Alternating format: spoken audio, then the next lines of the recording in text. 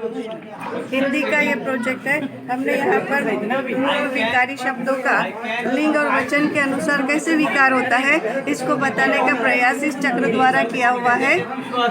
इसके लिए और विकारी शब्दों का लिंग और वचन के अनुसार किस प्रकार से बदल होता है वो बच्चों को आसानी से बताने के लिए हमने ये प्रोजेक्ट ये किए हैं।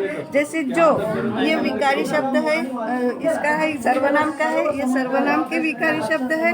जो से जिन और जिस, इस प्रकार से इनमें विकार आ जाता है। लिंग वचन के अनुसार किस प्रकार से ये चार्ट के द्वारा यदि हम बच्चों को बताने का प्रयास करें तो बच्चे उसे आसानी से ये कर सकते हैं, समझ सकते हैं और उन्हें याद भी रह सकता है। ये विकारी शब्द के विकारों के जो रूप होते हैं लिंग और वचन के अनुसार, अगर हम जबानी बताने जाए बच्चों को तो वो समझ में नहीं आता। हिंदी भाषा का मीडियम के जो बच्चे होते हैं वो हिंदी में उर्दू का उपयोग करते हैं, जिसकी वजह से लिखने में भी उनको उर्दू का ही उपयोग करते हैं। जिसके चार्ट के द्वारा यदि हम उन्हें समझाने जाए तो वो उन्हें याद भी रहेगा और वो अच्छे से